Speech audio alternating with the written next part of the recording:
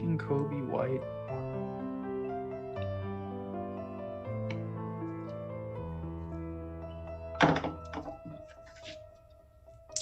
All right, it is that time once again, Tuesday, 2:30. It is the Awesemo.com PGA show. Myself, Ben Braza, here with Fantasy Golf Man Tim Frank, the American Express. We have, before the show, we had a nice long talk about a lot of topics that are going to come up on the show. Some golf related, some certainly not golf related, but we will get there in a second. Chat. Tim, happy Tuesday. We're not in Hawaii. We're back to the mainland. What say you? I'm getting back to the mainland. Not the most exciting tournament. It got a little bit better though. We don't have any amateurs. We don't have 3 courses. Just 2. But yeah, I don't think anybody really gets excited for the American Express, except golf is going to start a little bit earlier than it has the last couple weeks, I guess. So we got that going for us. Yeah, not a fan of like the 11 o'clock at night cut sweat. That's just stupid. That interferes with my bedtime way too much. Yeah, isn't that the truth? It was, listen, the Sony Open, it was nice to have a full field event. I always enjoy that. It's definitely my better format. It's frustrating. This is something we're going to talk about within the show. And I feel like we've done this and advocated for this a lot, where it's like you're buying a guy kind of in a block setting. And a perfect example is Kevin Na. You and me really liked him at the Tournament of Champions. He was atrocious. Then he wins last week, and I was not on him. And that's the type of frustration that sometimes you just got to hold on if you have a line on a guy. Yeah, I mean, I agree 100%. I do this a lot. I guess the difference for me with Na is we were kind of just playing a shot at the Century, and we didn't have a lot of information to go off. And he played poorly. He struck it poorly. I wasn't in love with him at Century, so then we hopped off. But when I see a guy kind of trending in the right direction with ball striking, etc., I try not to let one poor start derail me. Wasn't as sold on Na, and that's why I jumped off. But boy, that hurt, especially after really liking him in the first week. But that's what happens. Yeah, and listen, I do think, just to dig into that a little more, the thing about it's easier with the guy like Kevin Na is he's shown the ability to do this. He goes out and he wins tournaments, and then when he doesn't, he's pretty bad. There are some guys like that. Sneds comes to mind. He's that type of player. There's a lot on tour, and then there's other guys that are more reliable that make cuts, but rarely get in. And we're going to try to find the blend here to build some teams. Chat, I see you. Yeah, we got Sebastian Kaplan. And many others here. Is there anything you want to talk about with the Sony before we dive in, or do you want to just get to La Quinta and start talking? No, I mean, I was really surprised by ownership, and I think that's something I'm going to focus on more this year. I mean, I thought Hideki was criminally underowned. I mean, he was like sub 10%, I think, in the big $10. He was 4% owned in the $5 single entry. It was wild. So I think just in hindsight, I think we want to look back, at how the guys performed. And it's like, I played Brendan Grace and he was terrible, and that's why I did terrible. But it was like, he was 1% owned. Like, I would take that play all the time. Like Hideki at 4%, I would take that play all the time. I think the mistake was, I played him at like 30%. So sometimes, like, looking back, not necessarily at how the guys finished, but like, did you play the guys at the right ownership? Because it's really hard to, it sounds funny, it's really hard to pick the right golfers, but you got to get that edge and like, hey, these guys are coin flips. Let's just be on the right side of that and play the guy that's 5% instead of the guy that's 25%.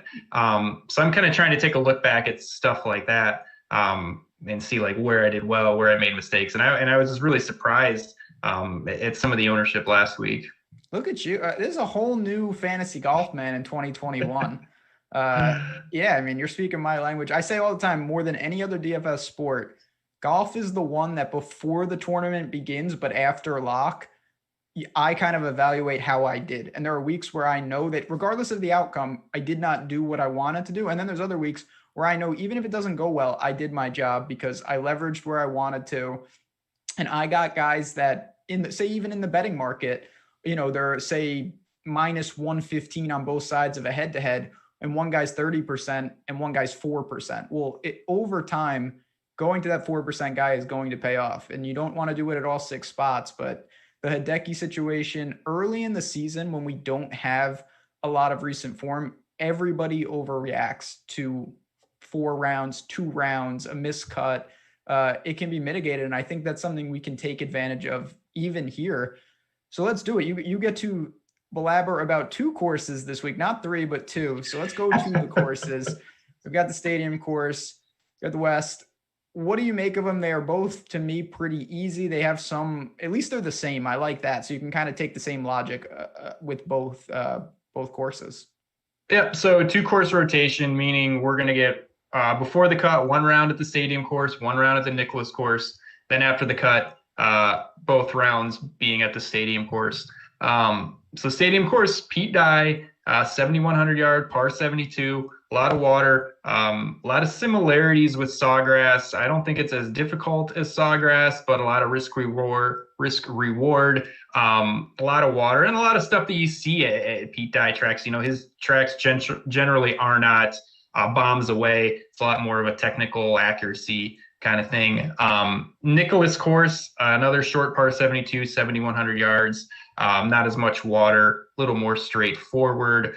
I think the interesting thing for me is this event has been a pro-am, and those are notoriously set up, very easy. So, not a lot of teeth in the course, not a lot of rough, easy pin positions. And we saw the winning scores at like 22, 26 under. I still think it'll play easy, but I don't think it'll be quite as easy as it has been because there's no, they can tuck the pins a little bit. I don't know. They can grow the rough out, stuff like that. I still think it'll be easy. I don't think it'll be quite as easy as we've seen in the past. That's the thing. I have a bunch of content up on the Awesemo site. You can go check it out. One of my articles dives into that exact question. Notoriously easy around the green because Larry the Cable Guy is playing. Well, he's not here this year. He's got a sharp short game, though. Yeah, let's not. Just this tournament, the other thing that's nice, the rounds won't take it literally 7 hours, which is what they used to do. I do think that's something, because this is what I kind of want to dig into. Do you throw course history out now that it's not a Saturday cut, that it could be a lot more difficult with the pin positions? Or do you still think there's something to the guys that, the Adam Hadwins who clearly like these tracks? Do you still look at that, or do you think this is different? Yeah, I mean, I'm not a huge course history guy to start off with, but I wouldn't throw it out. I don't think it's going to be crazy hard. I don't think it's going to go from 26 under to 8 under being the winning score. I do think they'll generally play easier than average. It's really hard to peg exactly how it's going to play. But yeah, I mean, I think it'll be similar. I just think it'll be a little bit more difficult, not just an all-out birdie fest. But yeah, I don't think we would throw course history out, but I mean, it's still diluted because we have 2 courses. This course history is involving 3 courses. So, we're not big course history guys in general. And there's a couple reasons to maybe even dial that down this week. That's kind of, I think you don't want to blindly throw it out, but at the same time, if you want to change it up, to me, I think you could make some lineups that bump around the green. And just hope that maybe they really do make it. I'm not going to say, you remember when Houston recently really had the crazy around the green? I don't think we're going to see anything like that. But when you get a new course or a new layout, there's opportunities to be early, just like with players. I think you can do that with the courses themselves. The problem, it's not a problem, just this has, you mentioned this, the Florida feel. There's a lot of variance. Even though these are easy courses, you are going to see guys make gigantic numbers because of all the water. So it's a boom bust. You got to outscore your placement point. I like it better with 2 courses than 3, though. I'm glad they got rid of, what'd they get rid of? La Quinta? Which one is gone? La Quinta, yeah. That one. I like the 3 courses because it keeps me alive for another day. I got a 3 day swing. Yeah, instead of 2 days. So bad. But this is why. Can you tell me why they couldn't just make this? I think the field is too big. I think that's the answer because they don't have enough daylight. I would have rather seen like a 132-man field in one course still, but whatever. Oh, yeah, keep going. I mean, this used to be like way back. Wasn't this an event that was 5 days? 5 rounds, yeah. Imagine. Monday golf sweat. That would be yeah. I don't think I could handle that. I would just be god awful. But we have a lot to take. We've seen these courses. I don't think you need distance. You want to attack par fives. You're going to have to score. Maybe around the green is the one place that's the unknown because there's no celebrities. But other than that, I don't think it's anything to get crazy about. Two courses is two courses. I'm not going to worry about it. But let's dive in. So the big news, you've been tweeting about it because you got all your closing line value. Jon Rahm pulled out, not here, withdrawn. So that takes the favorite out of the tournament. And it changes it because now the top price guy is Cantlay at 11,100. If Rahm would have withdrawn before pricing, everybody would have got a bump up in salary. So does this matter? Do you think it's going to be very soft to build because there is no Rahm? Yeah, I mean, I think it definitely matters, and I don't think we've really seen an event like this in the past. We've never had the prohibitive favorite withdraw, I don't believe, in a weak field, after pricing has come out. So yeah, it leads to what kind of feels like softer pricing. I don't think you'll see a lot of people going down, sub 7K because I don't know if you really have to. I don't know. It's weird. It's weird to have Cantlay be the headliner at 11-1. I think it kind of changes some things up.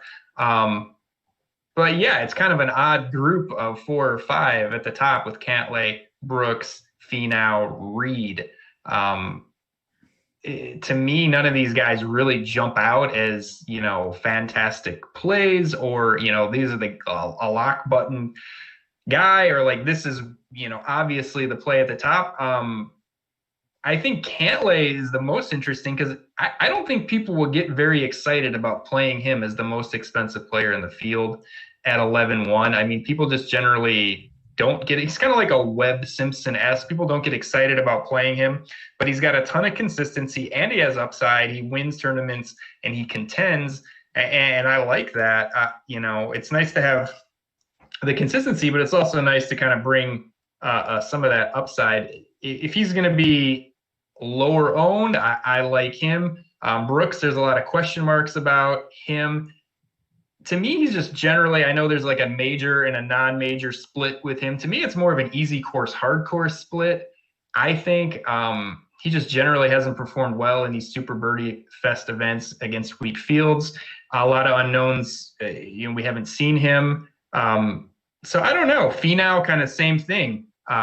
Seems to do well at hard courses, seems to do well against tough fields. This is neither that. And then your boy, Patrick Reed. So for me, it's probably Cantlay at the top, but I think you're going to see a lot of like balanced hybrids with these guys in the 9K range. I don't know. What are your thoughts? Yeah, it is interesting. So I want to start with Cantlay, who you summed it up nicely. The guy, he missed one cut in August at the Northern Trust. Hadn't missed a cut since then. And before that, he hadn't missed a cut since mid-2019. The guy doesn't miss cuts. He's extremely reliable, but he's not someone that's just cashing checks like, CH3 or Griot or someone like that. This guy's a winner. He won the Zoizo. He won Memorial in 2019, a bunch of runner-up finishes, contends at top-end tournaments. He, to me, he should be the favorite, and I believe that he is. I don't mind it. The guy that I'm going to go to is probably not a huge shock is Patrick Reed. He's won this event. I do think around the green could be slightly more difficult. That's a good thing for him. His ball striking is not as good as these other guys. He does it differently. He was blah at the Tournament of Champions. I could care less about that. Reed is always ready to play. What do you do with him? Are you just kind of indifferent, or do you think that the way he can go crazy low with his putter? But yeah, I think the thing to like about him is the putter. Like you said, he's not a great ball striker, but he's been better. Wasn't great at the Tournament of Champions, but the prior, 2 months before that, he's awesome, and the putter can just get nuke out hot. So yeah, I don't mind him. I guess I would have him second behind Cantlay. I don't know. Yeah, Brooks and Finau, just obviously great players, but just not for me. This just doesn't seem like the format where either of them have excelled historically. Brooks is going to cough on us, isn't he? Yeah, boy, he played decent. He was good at the Masters. I don't know. It's like, I don't know. I can't even talk it out. It's just, he's a confusing guy, and this is just a really difficult spot. I'd feel better if this was a major. I would almost feel better flying blind with him at a major than him at this event. I just don't think that there are so many questions with Brooks, and some of them are just like, where is he even at health wise? You're not going to be sneaky with Brooks, I don't think, just because Rom being out changes everything. It's obviously going to dilute the top. To me, of the four, I would go Reed, Cantlay, Finau, Brooks if I had to order them. Yeah, I'd probably, Cantlay, Reed, Finau, Brooks, but I'm not a fan. I don't know, man. I'm just not. Tony. I don't hate Tony, but this you do just generally is not where he's been. He's made where he wins. Yeah, that's true. No, we know he doesn't win. That's another thing. Yeah, it's like let's play 10-5 for a guy who can't win either. Yeah, that's fair. All right, here we go. The 9K range still in the top tier here, but we've got plenty of names. We've got Sungjae, we've got Wolf, Scheffler, Ricky's here. That won't be expensive for me. Kevin Na, who won last week, Answer, and Henley. Interesting range. I think the guy that's going to stand out for most is Wolf. You know, took a big leap, and expectations I don't think could be higher coming into this year. Obviously, the last time we saw him, I don't know if he ran out of gas or he just lost the form. It was not a good tail end, but overall 2020, great stretch. Fourth at PGA, runner-up at US Open. Where do you think Wolf is at? Are you comfortable backing him even though he did not play in Hawaii? Yeah, it doesn't bother me that he hasn't played. Boy, 9,700. That's a pretty steep price. I mean, it's warranted based on how he played at the end of last year. I don't mind him. To me, I don't know if Sungjae is interesting. I just love him. I'm a big fan. I like his all-around game. He was not good last week as chalk. He was T56, but he wasn't terrible. The ball striking was okay. He gained one stroke with the ball striking. Good off the tee, bad on approach. I want to know if people are going to go back to him, because usually when a guy is 25, 30% owned and plays poorly, they don't go back. This is going to be an interesting range with a lot of popular names. If people aren't going to play him, or he'll just be moderately owned, I think I like him better than Wolf or Scheffler. Scheffler, God, I have him at 16-1, which is insane for 9,500. I mean, we have Brooks at 16-1. We have Reed at 16-1. We have Ricky at 40-1 at basically the same price. I bet Ricky, which is so for like the outright market just absolutely loves him. He was third here last year. He was 13th at Tournament of Champions, but that really is not a great finish for like a 48-man field. So I think he'll probably be overowned. I guess I would prefer Wolf to him, just kind of going with the unknown, hoping that people avoid him, being that we haven't seen him at all. But I just don't see any way around that Scheffler is going to be probably the most popular guy in this range, just based on those odds. That's kind of wild. Yeah, the odds definitely lead you to him. And Wolf, to me, is the most polarizing because he can go so – I mean, he's known – when he gets going, he scores better than everybody. He has that gear where if it's 25 under, that is Wolf. We've seen him excel these easy tracks. Now, where he's at, I don't know. And you know, friend of the show mentioned, you know, John said it in chat, his presser, it didn't look great, where he's lethargic, maybe he starts slow. Those are things we have to factor in. It's very hard to quantify. Sungjae is interesting. Natural, you know, you're absolutely right. There will be an ownership exodus like you've never seen. When a guy builds up the chalk and then he burns everybody, nobody wants to hang on. That is somewhat enticing. I do want to ask you quickly before we get to the mid-ranges about the lower half of this, though. You've got Ricky, Na, Answer, and Henley. What do you make of those guys? To me, there's a pretty distinct drop between the top of the nines and the bottom of the nines. Are you comfortable going to any of those guys, and why is it Russell Henley, you boy? We'll start with Ricky. I mean, I think he will be unowned. I mean, I think he will be I'll probably play him sub 5%, because this is a loaded range. And if he's going to be unowned, I will play him based on he's like let's hope he found something during the offseason type of play. And this seems like a decent spot. It's not a tough field. I wouldn't mind him. Don't like Na at all. Answer, I think is interesting because he missed the cut last week, but the ball striking was really good. I still think he will be popular, though. People like him. He's got a good course history. Henley, this just seems like a great spot for him. I mean, the approach game just it hasn't stopped. It's been so good for it seems like it's been a year now. I think this is a decent spot for him. The course history is bad, but we don't really care about that. Maybe that keeps a few people off of him. I don't mind. I don't mind at all that he's gone miscut in a T49. He's just playing so much better now than he has in the last couple years. It's not even close. So I like him. Yeah, he'd be my favorite play down here. Ricky is just a contrarian prayer if he's literally going to be unowned. Yeah, Ricky, it's tough. I mean, he's had an awful stretch. So if you think that, like I said, Leishman found something, I don't know if he was hurt and he looks good, and that has been the one bright spot to start the year. You could do that with Ricky. I do think ownership is going to tell the tale there. Just to look at Henley, so we don't have stats for AHL, and he didn't play good there, but for events that I have stats for, he has gained with the approach in every event since June. That's insane. I mean, that is not like, oh, he's a good ball striker. That is, he's maybe striking it better than anyone on tour style. And at $9,000, good Bermuda putter too. What's not to like with Henley? Yeah, I agree. Just a great spot for him. And, this is off the tee is not going to be important. Not that he's awful off the tee, but he's definitely, made his money this last year with the approach game. And I think that's for sure going to be the most important part of the game this week. Fairly easy courses. We're not sure about around the green, but we know that it's going to be kind of like hit the fairway and then let's just see who can throw darts and convert the birdies.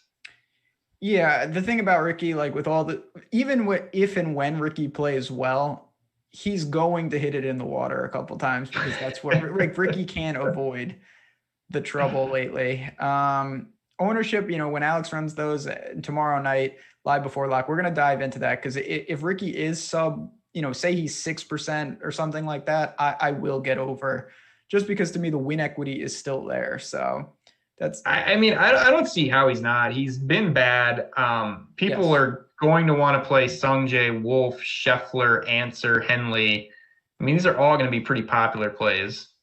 No, it's true. What a world.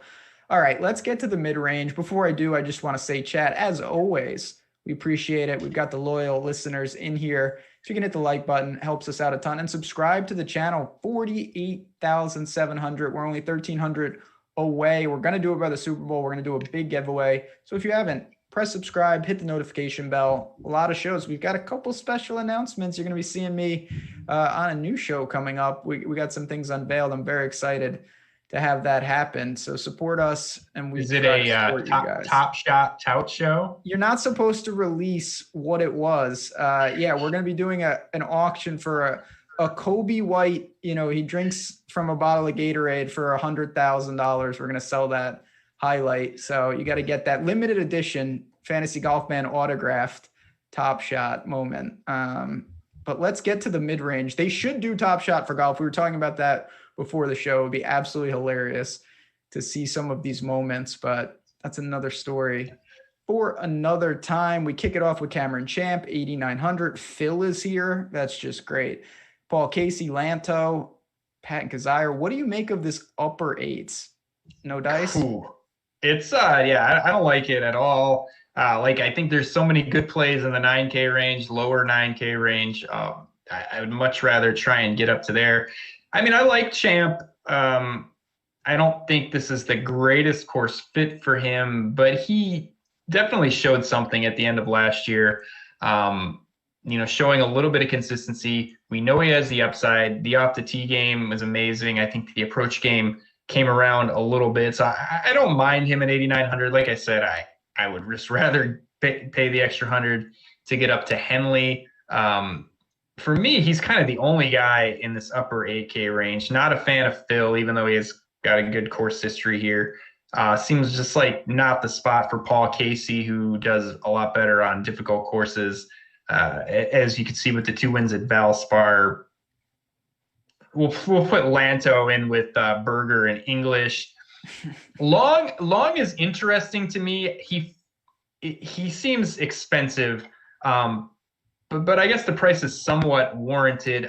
Good finish at the end of last year. Has a win here. Struck it well at the end of last year. I don't mind him, but 8,500. I'm not in love with that price.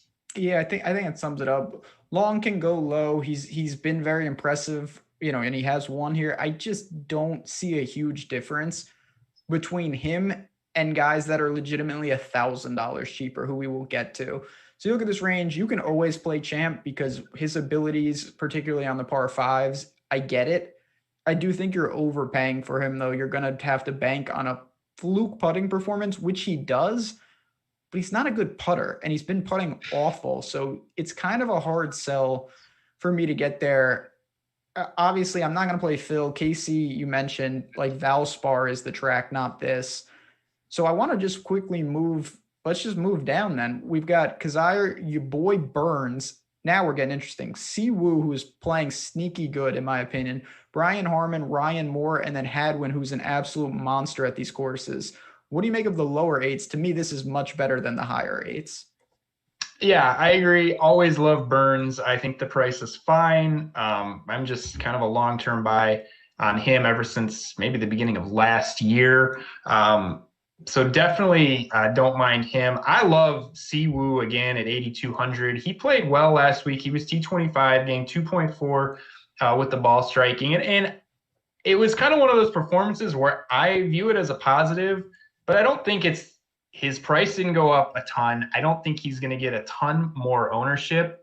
But like I said last week, he made huge strides last year as far as the consistency that we saw from him, and we know he has the upside. Won Windham, lapped the field at the Players. I think he lost in a playoff at RBC. When he's on, he's great, and now we're seeing consistency out of him. And I think there's kind of like still time to buy on him. 8,200 is a good price for him in this field. He played well last week. I think the course fit is still fine. He does better at these shorter courses where you don't have to air it out. So yeah, he's probably my favorite play in this range.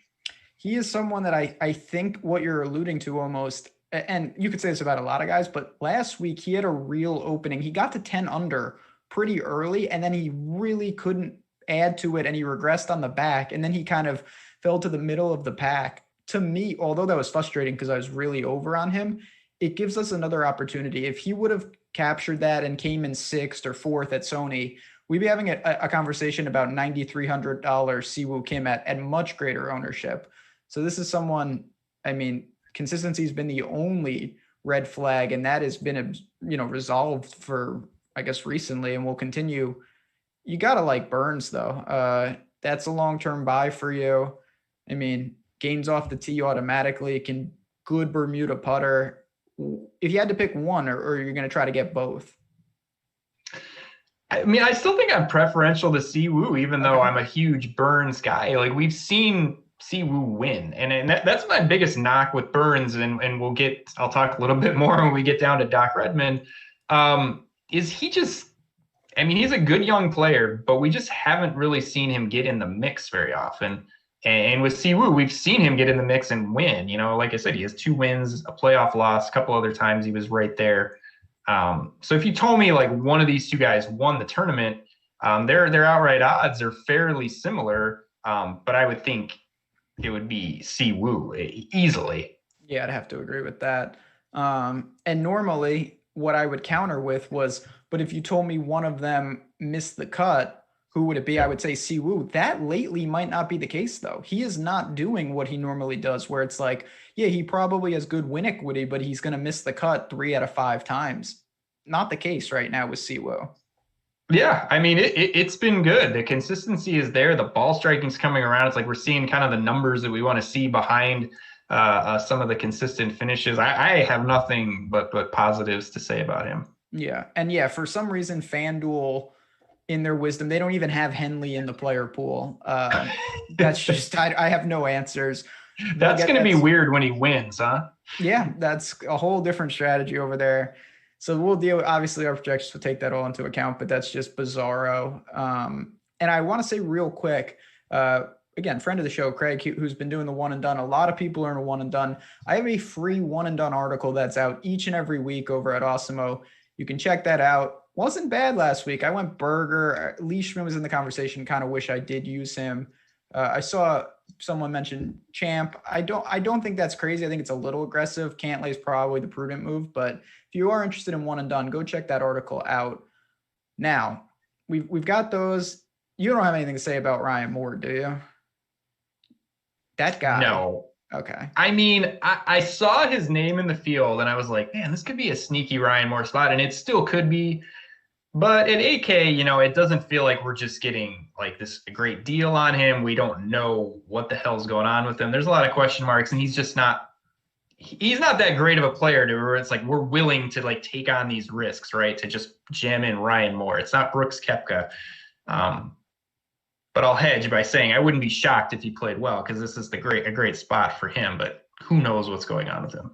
I'm worried about all that, but I will say Ryan Moore's game is a real good fit like this. A lot of these par fives are attacked not in 2, but in 3. He's a good wedge player. Ryan Moore is a really frustrating player. It's hard to get a read on where he's at.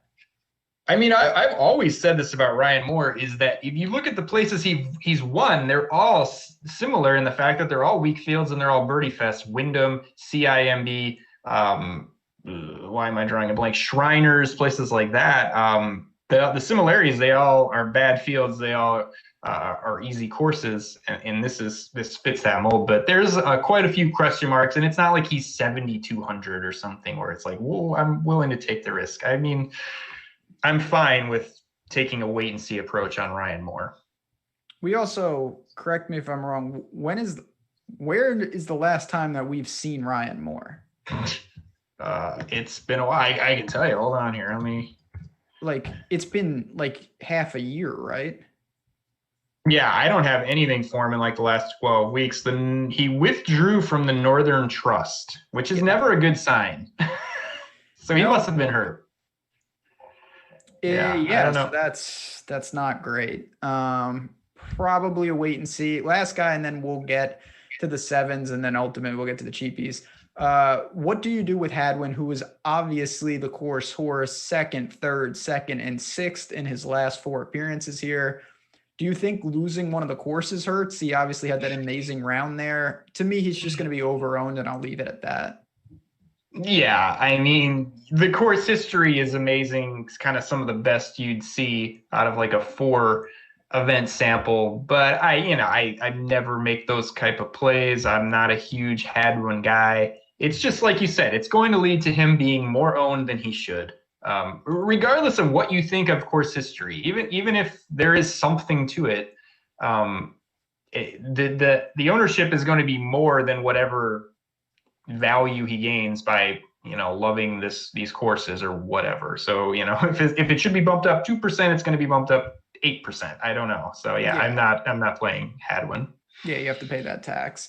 All right, we're halfway here. Now we get to the bottom half. I do want to say before that, if you haven't joined, and I see some new faces in chat saying they're trying out golf, that's awesome. I'm really glad that you guys stopped in. If you want to get even a weekly pass, an express pass, starting at $2.95 just to get your foot in the door, try us out. You've got tools, we've got projections, ownership, all those things.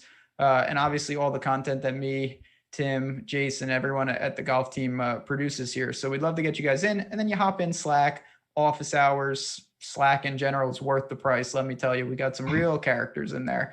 But we'd love for you guys to try it out, even if it's just for a week. So with golf, never ends, no better time to do it right now. All right, let's get to the 7K range and start working our way down. I mean, we just talked about Ryan Moore. Zach Johnson and Ryan Moore are very similar players. Unlike Ryan Moore, though, ZJ has shown some form, kind of like a resurgence. He wasn't good last week. Let's just start with him before we work down. Do you have interest in him doing the same formula as Ryan Moore? Boy, not really. Like you said, good fit. He's playing better. He had positive ball striking last week, plus 2.2, even though he finished T62. Struck it pretty well, but no, I'm not a big ZJ guy. For me, I would rather take a shot and go back to Van Royen, who missed the cut last week, but struck it very well. Just the putter in the short game was bad. Did you Plus 4 ball see? striking. Go ahead. Sorry. Just No, it's -4 with the short game. And like you said last week, we don't see him in these weak fields. So, it seemed like last week was a good place to buy because generally we've seen him at stronger fields. So you see the finishes on paper, and maybe they don't look that great, but we haven't seen him in a weak field. I mean, no one's going to play him. He had a shot last week. He was bad. I don't think people will go to him, but I mean, he struck it great. EVR last week made 2 triple bogeys on Friday, and he missed the cut on the number at a place. I didn't even realize that. Yeah, that's what I was just. He made 2 triples on Friday, and he missed on the number. Think how insane that is at a place like Sony. How he did that, I don't really have an answer for you. But I will say, to me, that's a much better side than just doing nothing and missing on the number. Like, those are almost outlier holes. They're kind of what you could see this week where you're going to make some big numbers, but he can score. We saw that last week. He just couldn't eliminate the mistakes. I'm going to go back to EVR. It's frustrating, but this is the type of thing I'm alluding to. I'm not going to say 1 week, oh, he missed on the number and now it's over, my EVR experiment. I'm going to hold on and see what I get this week. Yeah, and especially the way he did it. Like you said, if he would have gone out and been awful, struck it terrible, shot a pair of 80s, then maybe we can reassess. But to me, even though he missed the cut, I kind of view last week still as a positive. And even more so when we talk about game theory ownership, it's going to get people off of him. I mean, I would have rather seen him do what he did than kind of make the cut and play poorly and finish T62 and strike it poorly. I wouldn't really be wanting to go back to that, but I think he's a good play. I'll take him over a guy like CJ. Yeah. But would you take him over a guy like Grillo? Dude, no. You have issues. You have. Hey, what did I do? The guy makes the cut every week. Yeah, he makes the cut every week. T47 last week. Great. How'd that do for you? I got one placement point. 1 placement point. There you go. Now he's got to make 47 birdies this week. I do worry about putting. It's the same thing. I mean, I don't know. I feel like we're broken records. He's always going to strike it great. He's almost always going to make the cut. It's what happens after that that I'm just, I don't know. He's a great safe play. If we were building a cash team, I would say definitely get him in there. But, I just have some question marks about how he's going to get it done. And are there other guys in this range who have more upside than him? But, I mean, you can't say anything terrible about the kind of like the baseline of how he plays. No, it's very hard to capture a quality putting week from him. And when you need to putt to get placement points, it makes it difficult. But the next range, I think, is where the money is won this week. We've got Cam Davis, Gary Woodland, Noren, Wise, Kirk, Glover, Dahman, Redman. These are names that to me are dark horse potential winners in here. Is there one that stands out? Obviously, Woodland to me stands out, not because I like him the best, just because to me, he's clearly the most mispriced if he is healthy. And I don't know the answer to that. Yeah. I mean, 7,700 is crazy price for him, but he was so bad. He was injured, clearly. He was injured. Yeah. And I mean, it's been 6-7 weeks. I just don't know. I don't know where he's at. For me, I don't think I'll play him because it was ugly, and it's not like it's been months and months. It's been a few weeks, and I don't know if that's really going to get him back on track. I don't have any information on that. I mean, people will not play him, and the price is good, and obviously the upside's there. So I can't say he's not a decent tournament play, but he's just not for me this week. Redmond for me at 7,500, I think is just the easiest one. I don't know. I think he'll be very, very popular. But the price is great. I always link him with Burns because I feel like they are similar. But yet Burns is $800 more expensive, and Redmond is the guy who's always getting in contention. He finished T4 or better in 3 of his last 8 starts to end the year. He had a runner-up. So I think he's got, 4 finishes of T4 or better in his very short career. Like, he gets in the mix. Not only is he consistent, not only does he strike it well, he actually gets in the mix. And I like that. So for me, I think he's a great play. I just think he's going to be pretty popular. I don't know. It just seems like everyone, well, I've seen a couple people tweeting about him. Seems kind of like a natural spot. Just seems underpriced to me. He definitely seems underpriced. I do like him as well. He's going to gain off the tee. He's a great scorer, and that's going to be important here. But yeah, I don't love amassing the ownership because there's so many pivots. You have Wise right there who, coming off a little form, I probably will take some shares. The guy I want to bring up to you, though, is Charlie Hoffman at 7,400. To me, he is actually striking it, very well at Sony, and he's someone. It's always been a consistency issue. We know the top end talent is there. This guy's got plenty of experience. I think that Charlie Hoffman is in play this week. Oh, I mean, I think Charlie Hoffman is an amazing play. I would go one better than that. Yeah. I mean, you said it, not me. Good. On fire last week with the ball striking, +9. He was T14. And this isn't out of the blue. I mean, he turned it around and was playing well the second half of last year. A little bit up and down, but the ball striking started trending. The finishes were better. He had a little bit of a hiccup, but I mean, he was definitely in a better spot at the end of last year than we had seen him early in the year or going farther back. So he kind of started to turn it around. And yeah, +9 ball striking for a guy like him who, yeah, he's an older guy, but he's won golf tournaments. And he's a guy that if he gets in the mix, we feel comfortable, confident that, yeah, he can close the deal. And 7,400, I think, is a good price. Course history is bad, but we don't really care too much about this. Just all around good spot. I mean, just based on how he's playing and the fact that the irons and the approach game and the off the tee was fantastic last week. And I think that, yes, obviously some people are going to look at that and notice him. But he came in 14th, and that's a solid showing, but he didn't come in second. He didn't win. Yeah. And no one is going to really move the needle that much. He's right next to Doc Redman, who we just said is going to garner interest. So that could be a sneaky spot. Let's move to the cheapies. So we're going to go down 7,300 and below. This is where I think we're going to have to find the value. And we've got names, plenty of names here with JT Poston. Absolutely killed me. I felt like a genius after Thursday. I felt like a whatever after Friday. Very bad. Keegan Steele is here. Ches, your boy Russell Knox, Piercy off the miscut. There are names in the low sevens. Is there one that stands out? Yeah, there's guys down here.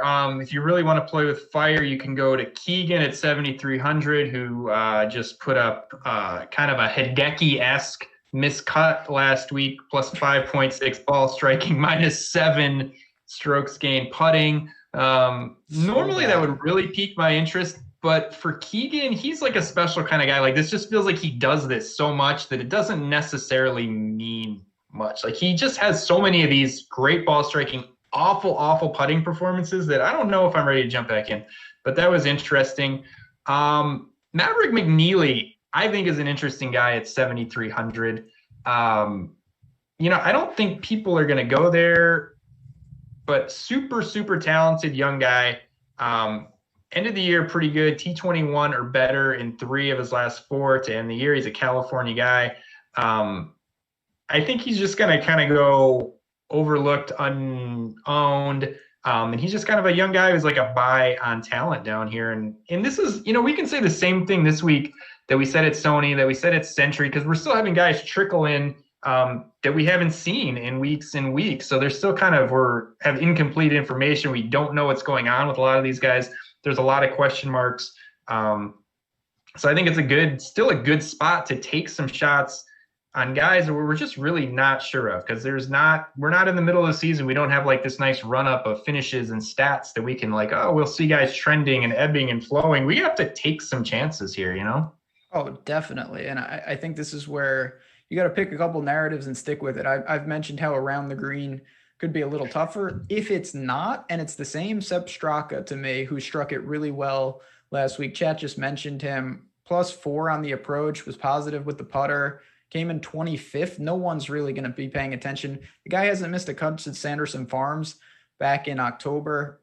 fine play to me in the sevens. I have one guy, though. First of all, Scott Piercy, just typical Scott Piercy last week. I have one guy in the low sevens who I think is like my mega mind genius play this week. And I don't even know if you love this guy or hate this guy. It's Windham Clark. I have him highlighted here. It's just kind of like another one of those guys, and he's like I'll call him Bryson Jr. He's kind of has a similar game to Bryson, a lot of variance, but off the tee and putting, going to be a volatile guy. You're never going to get a lot of good finishes in a row, but if people aren't going to play him, and I mean, I don't think anyone's going to play him here. I think he's just a good guy to have pieces of kind of on a weekly basis, and especially coming out of the gate. And I mean, same thing, a lot of the same thing with Maverick McNeely. It's just like, yeah, are we high on this guy? He's a young guy, talented guy. Yeah, let's take some shots on him when we don't really have a lot of information on, what to expect this week. So yeah, I think he's interesting. He has the formula. You mentioned it, Bryson. To me, when Champ plays well, this is the same formula. These guys are not good approach players relative to their talent. They're good drivers of the ball, and they're good putters. And in Windham Clark's case, he's also a great around the green player. So he's got everything except the irons, which is obviously very important, but he can get it done. And this is the type of guy I think is going to win on tour occasionally, and then he's going to have stretches where he really misses a lot of cuts. That's what you want in large field tournaments. Yeah, and two things about that. One is he finished the year T23 or better 3 of his last 4. And as far as the approach game goes, we've talked about this with guys like Rahm and Bryson and Champ, is the better you are off the tee, you don't need to be as good on approach. A great off the tee or a great tee shot that leaves you with an 80-yard wedge, you can hit an average shot or even a slightly below average shot from some of the spots where these guys are hitting their tee ball and still have a good birdie chance. It might not gain strokes. You might not be gaining strokes on that 80-yard wedge or 60-yard wedge, but it's still leaving you with a makeable birdie. And I think that's some of the things that people forget. It's like, well, he's awful with the approach game, but he's hitting it from spots that nobody else is hitting it from. So he doesn't need to be as good. Yeah, I mean, just think about it, because I feel like sometimes it's harder to grasp with those two skill sets, but just think about it like this. If in theory you could just stick your irons to 1 foot every time, well, it wouldn't really matter if you're a good putter. Because it doesn't matter. You're not having to stress that part of your game. And I think with guys like Windham Clark, they can take the pressure off the weak link of the irons at courses like this. And that's when they're really effective. We did have a quick question about Malnati. He did what he always did. He gained 6 strokes putting, and that was about it last week. He was basically a flat 0 with the ball striking.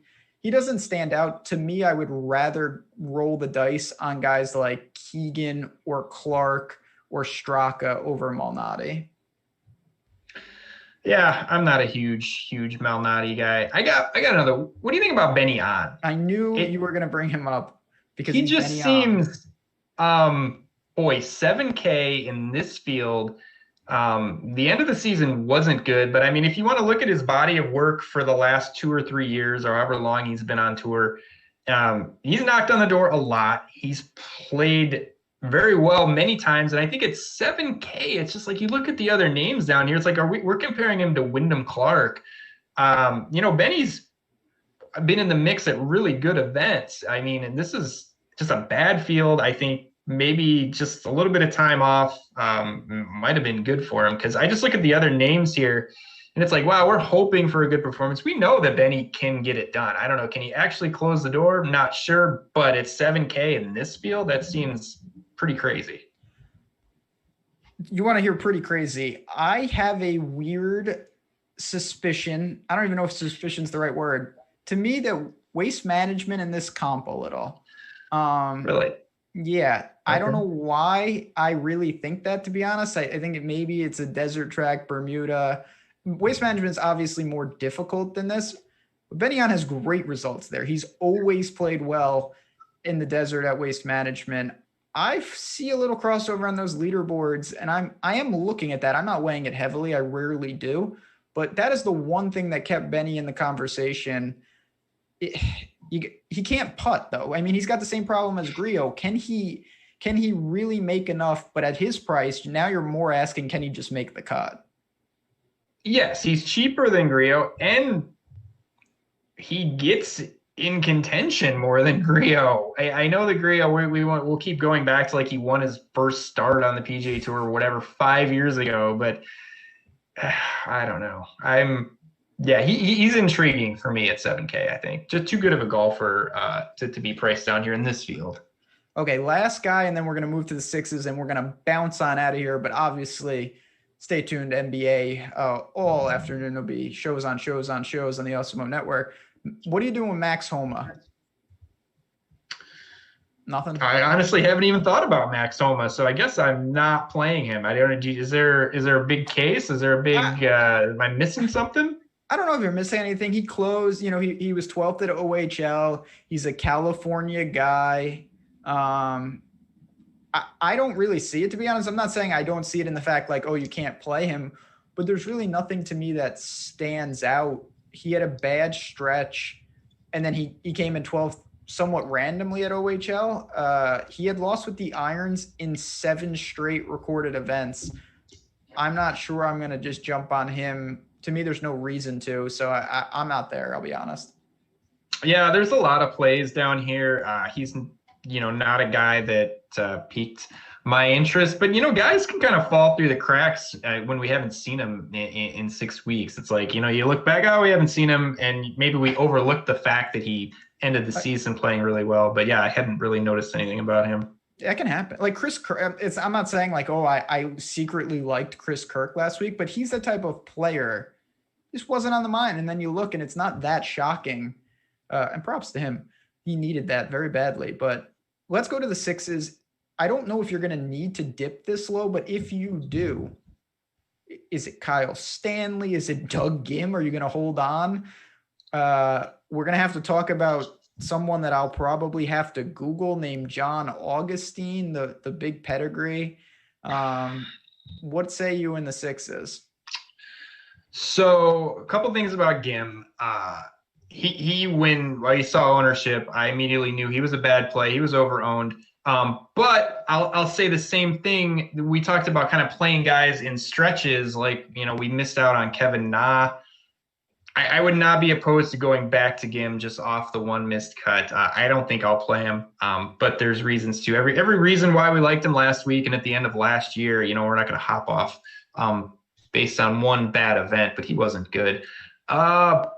I think Denny McCarthy is interesting at 6,900. The putting god? The putting god, yes. A little bit like Siwoo. He gained a little bit of consistency, a lot of consistency for him. The ball striking got better. And, when I say better, it wasn't great. He wasn't striping it, but he had some decent ball striking performances at the end of last year. So if we are seeing a little bit of consistency, a little bit better ball striking, we know he's a putting god. And I mean, this is an event that can really, the putter can carry. I mean, if you're going to get so many birdie looks, he's a guy that can convert them. And just a little bit of like, yeah, we're going to take a shot in the dark that maybe he's made some strides. And maybe the ball striking, the consistency is a little bit better. I don't love him, but, kind of thinking outside of the box, he's just one of the guys that stuck out to me. When we get to the sixes here, as we bounce on out of here, I always say this. I'd rather have a guy that does one thing at an elite level than some of these guys that are just like pretty average to below average in all 4 areas. Denny McCarthy is one of the best putters in the world. His ball striking is bad, but he does have one skill set that he can lean on. Christoph Ventura, elite driver of the ball. Luke List, elite driver of the ball. Adam Von Lahiri, just elite person in life. I don't know if that's going to get it done. But other than that, I just want to ask you a couple names. And like I said, if we didn't get to the guys tomorrow night, me and Jason Roslin live before at lock, we will get to them, take your questions. Because it's interesting. Ask, say, Batia, those guys, I'm not sure I need to go to any of them. But did you look at Jim Herman? I mean, he struck it great last week, plus 5.25. T32. I honestly don't think I've ever played that guy or thought about playing him. I actually haven't played him, no joke, ever. Yeah, I don't know. I mean, he struck it great. I wasted all my time on McCarthy, and I didn't even talk about my favorite play. I got so excited. Kramer Hickok, 6,700. I knew you were going to go below 7K. You know, I liked him last week. He showed some signs at the end of last year, kind of bouncing back and forth, Corn Ferry Tour and some bad PGA Tour events. But I mean, he played great. He was T19. The ball striking was great. He gained 5.1 with the ball striking. So now he's got T21 or better in 4 of his last 6 starts dating back to last year. And yeah, I mean, the price is still good. He's another young guy that we're kind of not sure, you know, where his game is going to end up, but he looks like he's on the upward trajectory. And I think the price is good. Ball striking was great last week. Yeah, Kramer Hickok, and the thing I like about him is he's someone like Doug Gim. There is a chance, I'm not saying it's going to happen, that Kramer Hickok is really good. And we find that out over the course of 2021. And by next year, his price is electric. Like Jim Herman, not so much, but he is playing good. I have to give him credit. I think that's it. I don't see any reason to dip really low, to be honest. There's just no one up top that I have to like double jam. Sean O'Hare loves this place. Batia's got talent, but I'm not looking to do any of that. Are you? No, like you said, it's a case of, well, what is this pure punt play? What does it really get us? And you know, yeah, there's no DJ, there's no Rom, there's none of these guys at the top where we're just really trying to jam them in. And I think there's plenty of guys in the lower 7K range. So for me, when there's tons of guys at like 7K, 7,100, you know, it really makes it not worth it going down here and really taking some chances on A, guys that have huge miscut equity, but B, guys that probably, even when they play really good, aren't going to get in contention anyway. So it's a fine line between, and again, there's about 60 names down here. A couple of them are going to play well, but you really can eat up exposure in a hurry with guys that, even if they get through the cut, you just mentioned it, not going to get it done. So keep that in mind. We're going to talk more about lineup construction tomorrow, but we're going to bounce on out of here. I do want to say real quick, chat, as always, if you could hit that like button on your way out and join the community. I really can't advocate it enough. We'd love to have you in there. It's not just for golf. I'm going psych. I'm betting egregious college basketball every day. That's probably my favorite thing to do. I love college hoops, and March Madness will be here. The NBA, of course. We've got MMA apparently on a Wednesday. I don't know what goes on in Abu Dhabi, but we have people that do, with Pete the Heat and Jason Floyd. So it's just everything. And of course, football will be here on Sunday. So on that note, as always, good luck to everybody. I'll be back tomorrow night with Jason Roslin, 8:30 Eastern. We'll keep you posted if anything changes on that front, but good luck, and we'll see you guys next Tuesday.